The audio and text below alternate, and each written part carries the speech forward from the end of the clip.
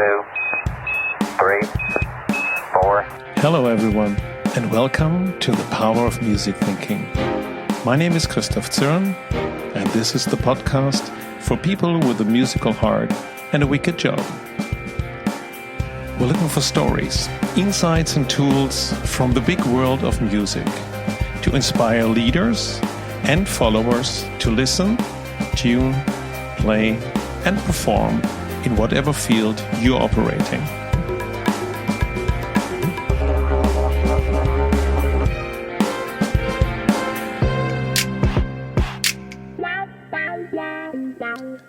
Welcome to the first episode of this year.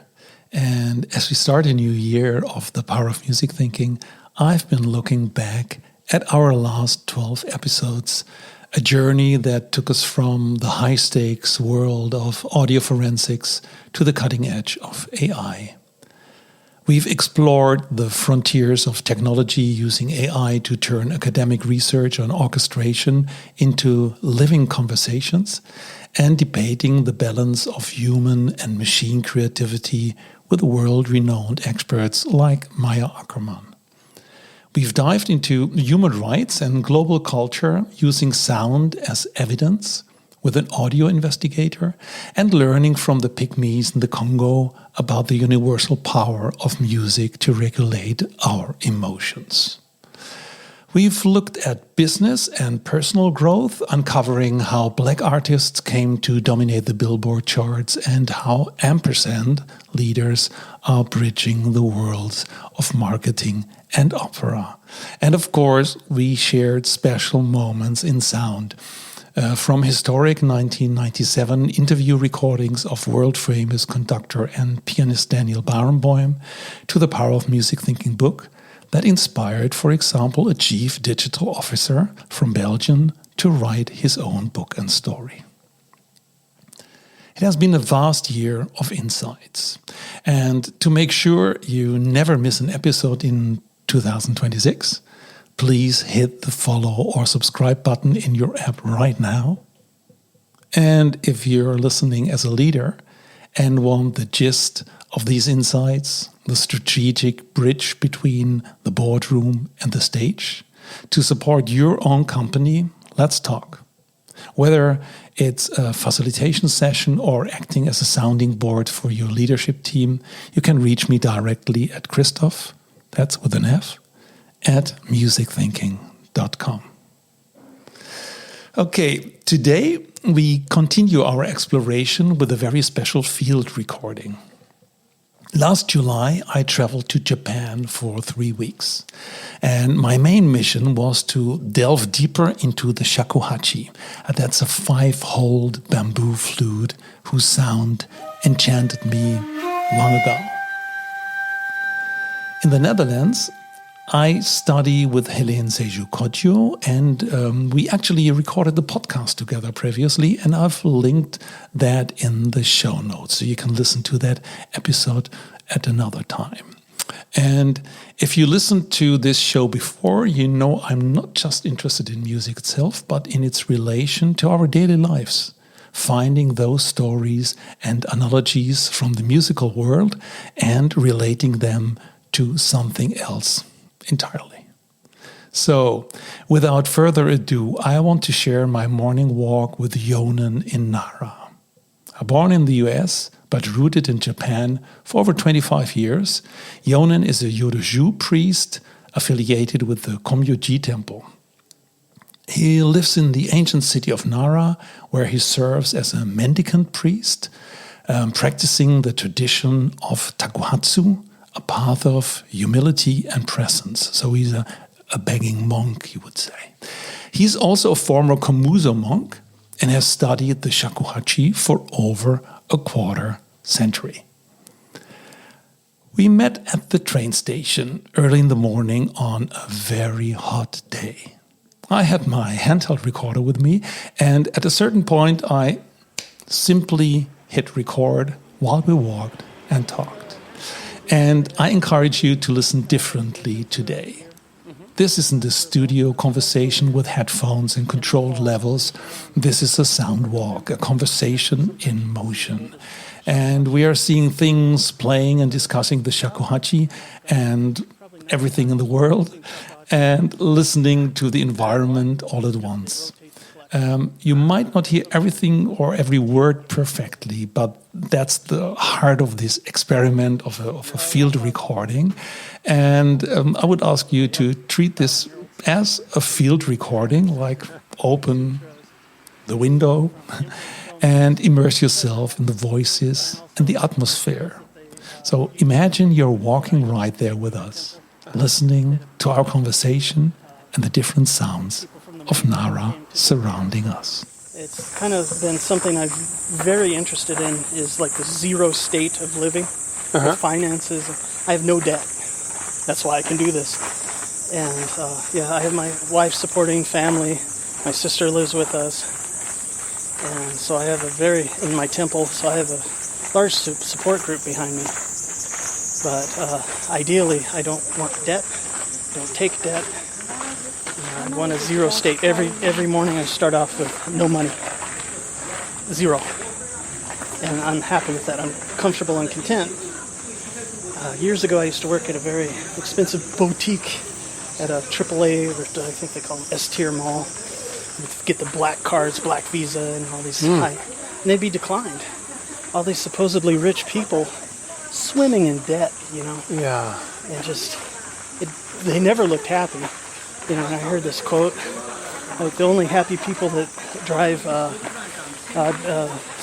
BMWs are the ones that just stole them. Luxury cars, yeah. Nobody driving a luxury car is happy that owns it. So I found, when you look at a circle, having nothing and having the most, they kind of meet up at one point. Yeah. 所以它有一句歌词，它是这样，它是一句歌词是这样的，说吾往欲统万千代。 And the real secret to it is just be content. Just be content with what you have. Yeah. That's the thing with like chasing shakuhachi. Just plastic one you start with will be the one you'll probably go back to in 20 years. Yeah.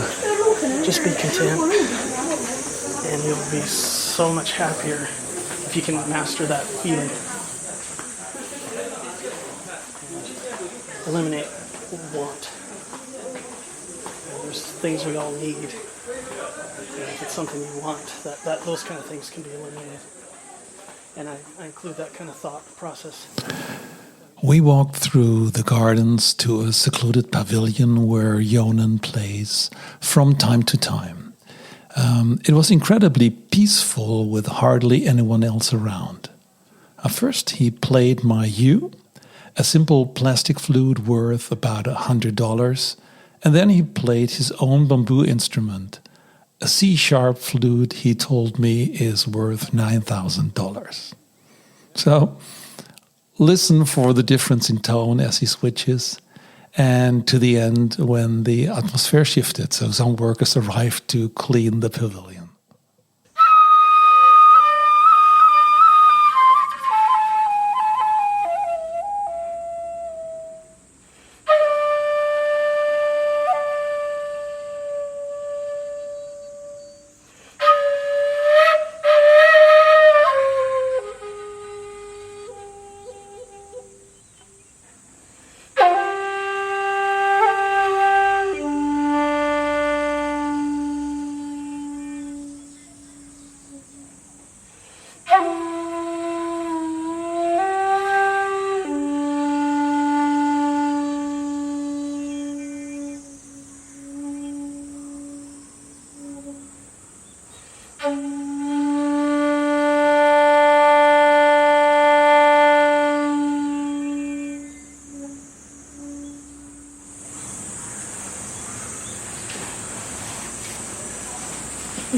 Sing on. All that stuff.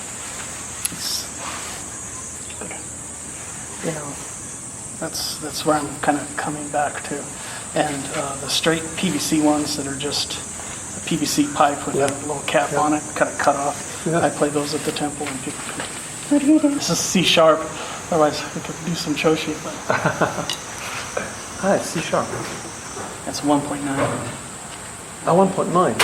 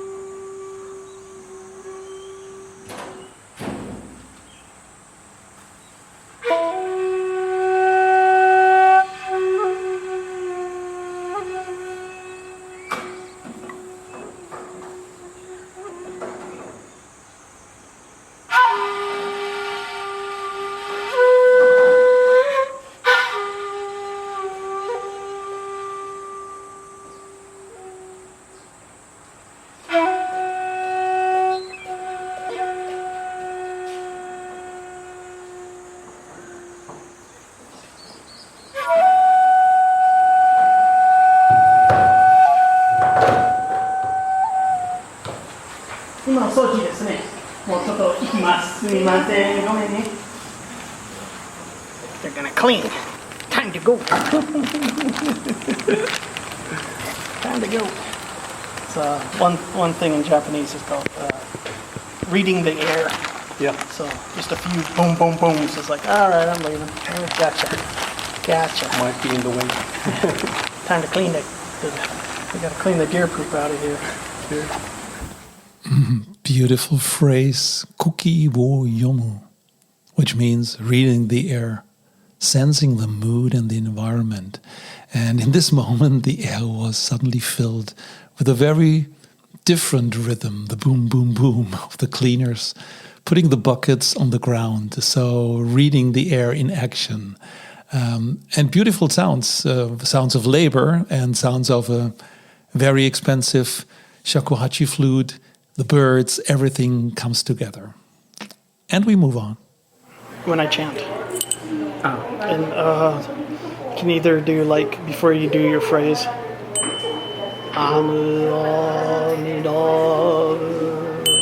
Namu Amida.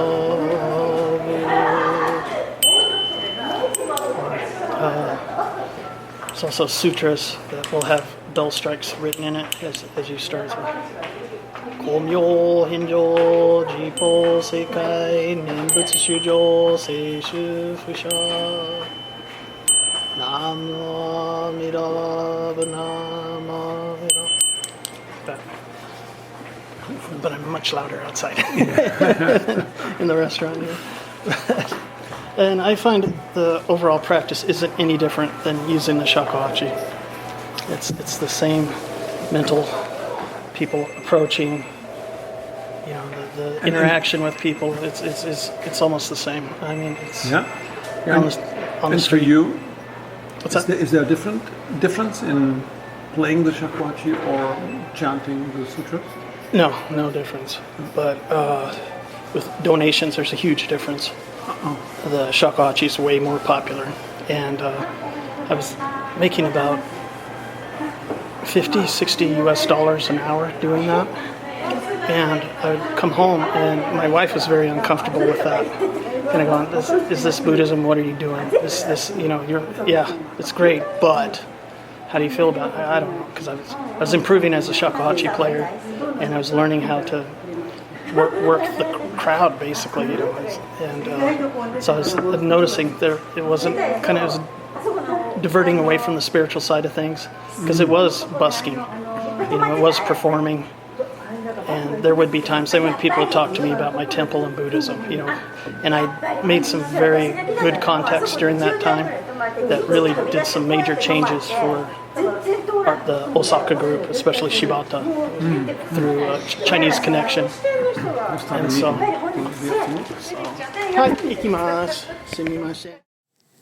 So that was a different soundscape. So in the meantime, we went to the shop where his wife works. It's a shop selling very expensive swords and all sorts of different interesting Japanese crafts. And we had our talk there. And after a short glass of water, because of the heat, we went out again and walked further.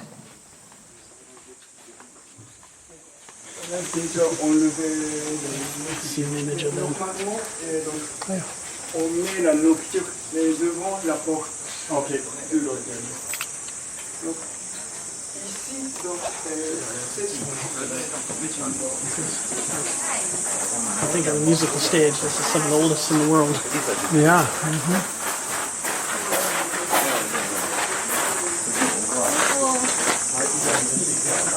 It's okay. Yeah.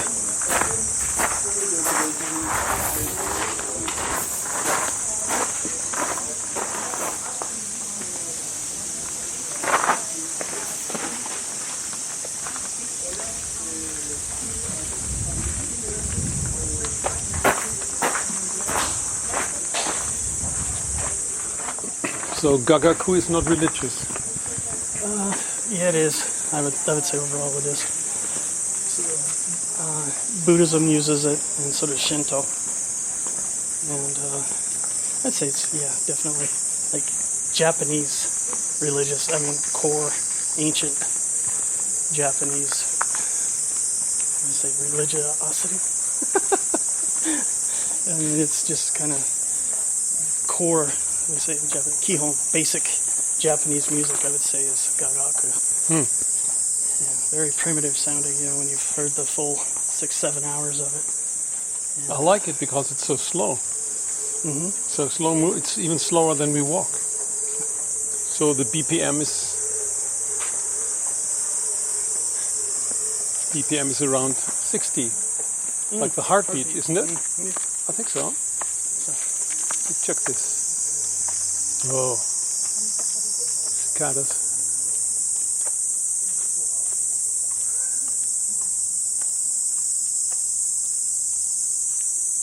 They're so high. And as the day progresses, this is where I'd recommend to hear the late or early evening ones where they really start the pitch even raises, and this more of a Like electronic music. yeah, and almost deafening. Yeah. And I can see how, you know, they say if you spend extended amount of time in a jungle, this ambient sound can drive people crazy. Just that constant droning. And I have tinnitus, and that's near. that what you hear? Yeah, it's higher than this, so it's more in the evening one. Oh, And I find this relieving because then I don't think it's inside of me; it's coming from the outside.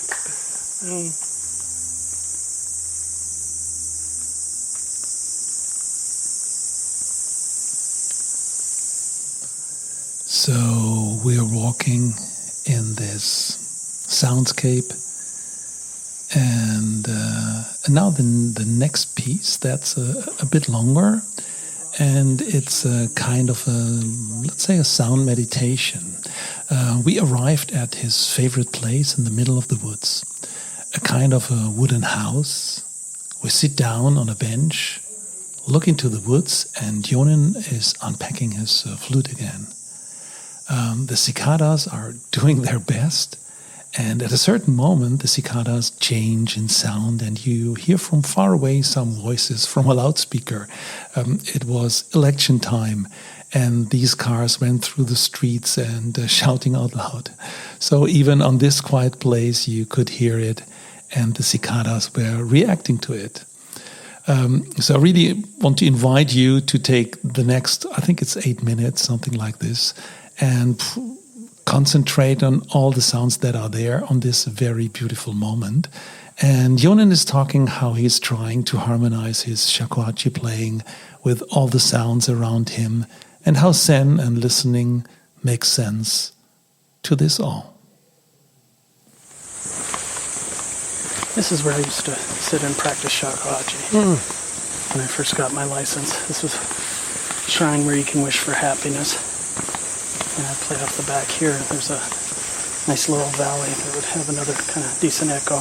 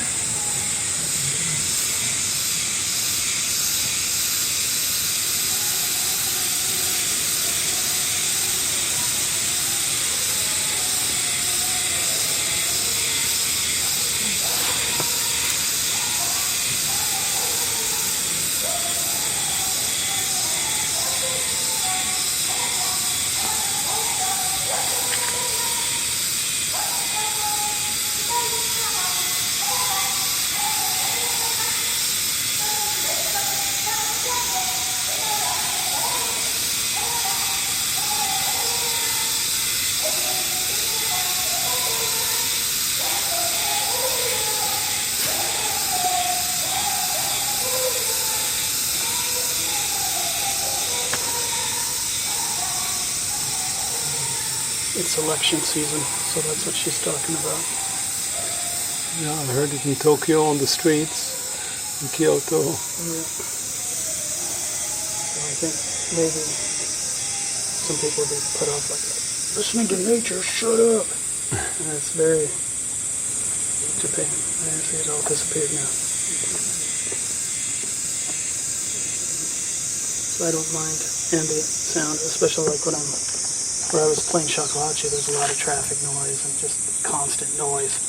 And getting the Shakuhachi to match that was a lot of fun. And I learned a lot by not being dissuaded by loud trucks and people talking and laughing. You know, it's just, to me, it's still, I don't see so much as man-made, because we're all from nature anyway, so it's just a different style of nature. Even nuclear waste is just a different style of nature. The Earth is going to recycle that all, you know, in a million years from now. You're not even nowhere here. The Earth will be around. So just, everything is nature. And trying to get my Shakuhachi playing to harmonize with that is what I've been working on. I kind of look at it as distilling the sound back to a natural state, you know, where they say, Shakuhachi should sound like the wind blowing through bamboo, but I don't hear a lot of people sound like that when they play. And, you know,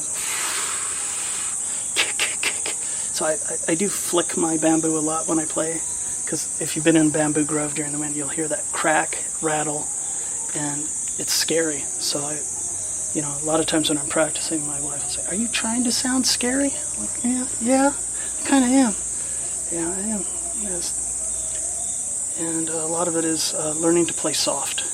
A lot of on the professional side, they want to play big and loud, and with the giadi and being able to compete with the koto and the sangen, and even sometimes the taiko. And the style that I'm playing, it's more like a thin style calligraphy as opposed to the kind of broad stroke, the real loud kind of stuff. It's more like Heian Jedi calligraphy style. And so in places like this, where I know got to be kind of careful, you know, because of the historical significance of the place, playing softly and trying to match the ambient sound as best I can. I found it hasn't ever been a problem so much for me.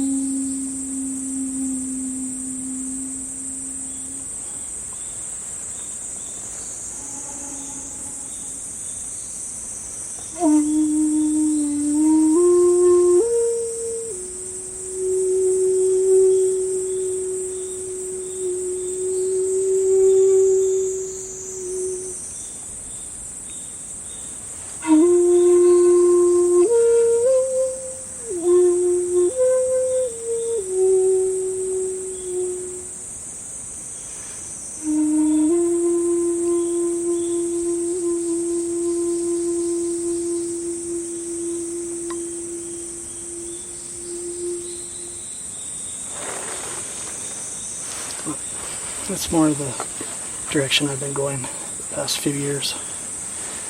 And I originally started living in an apartment in Osaka.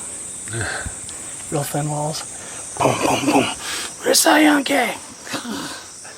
I was like, shut up! So I started turning on my TV, learning how to play softly.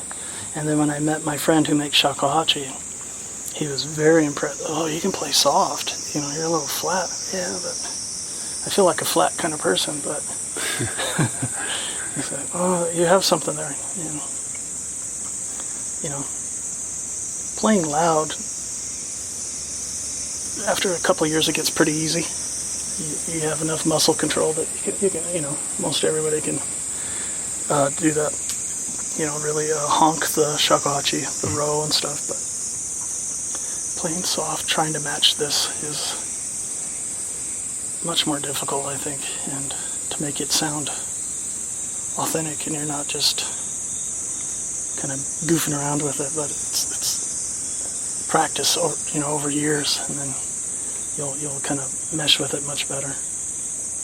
And I can tell I haven't played here in a while because the forest around us got really quiet. Like, what's going on? And I So you mean the forest is listening as well? yeah, we're talking. Yeah, there's a conversation, definitely. And that was one thing as a Komuso I liked with the shakuhachi. It would get people to stop thinking just for a moment. At a distance where they think they hear a flute, they might say, what's that? What's that? Listen. Like the plane, what's that? And you stop listening when you think, when you're really trying to focus in on a sound, you cut all thinking. And so if I could give that kind of present to people walking by me, just for a moment of peace, where they're like, what's that sound? That's kind of like taking Zen to the masses, even if it's just for a split second or two. And they're trying to figure out what that sound is. They're not thinking for that moment. That's also the core of Zen. Is it? Not thinking for a moment, or Well, like, there they go. I'd say that's Zen. This is more than Zen.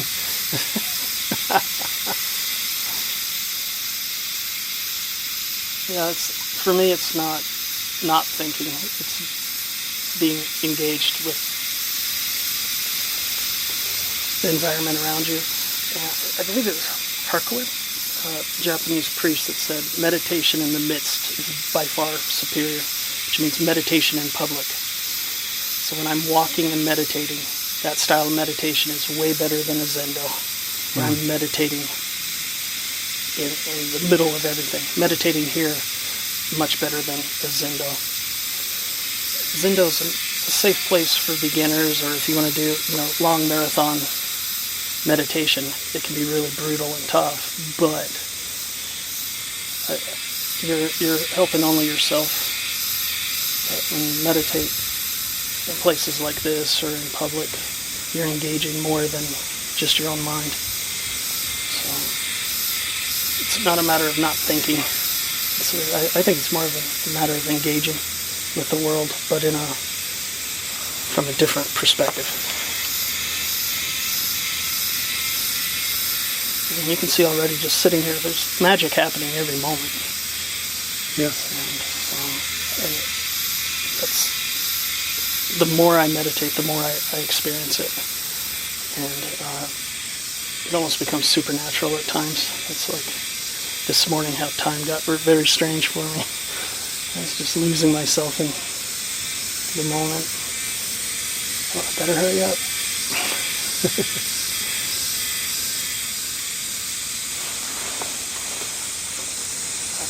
They played for me. They answered back. So this was one of the best places I trained when I started. I'd say probably 14 years ago. This is where I come. I play about an hour here, but very softly so I wouldn't interrupt or bother. Because they have patrols, the security guards quite often and stuff, but I never got kicked out. And then at the very end, the last time I was here playing, someone was playing a ryuteki, or the side-blown flute, from the shrine, and was answering my every note I was playing. And I'm like, this guy's good. Okay. I'm done. I graduated. I won't bother him anymore. I think he was trying to have a conversation with me. But I was coming every day, so I think he must have... So after this beautiful soundscape with completely different sounds, man-made sounds, sounds from the animals, the cicadas, the election sounds via the loudspeaker. So this moment of deep listening, really listening close to everything. And I even want to encourage you to re-listen it, maybe one or two more times if you want that part. It's getting richer and richer. And after this, we walked back to the city. So my 3.5 hour together with Jonen ended there at the shopping mall, with him walking and begging, the bowl in his hand, chanting, and the bell, walking through the shopping mall. And I walked with him just to catch that sound, which is also a typical sound of Japan, but completely different to what we just heard. So thank you very much for listening. Let me know if this kind of experiments or listening exercises resonates to you, and if you want, if you need help in connecting everything of this, you know where to find me. Thank you. The shopping district and around it, we got public non-smoking zone. Please refrain from smoking here. And not smoke while walking. Thank you.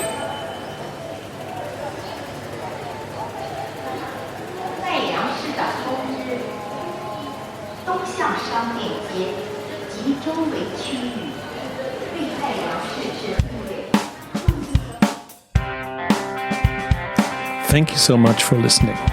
I really appreciate this, because listening is one of the top leadership skills, and I feel honored about this.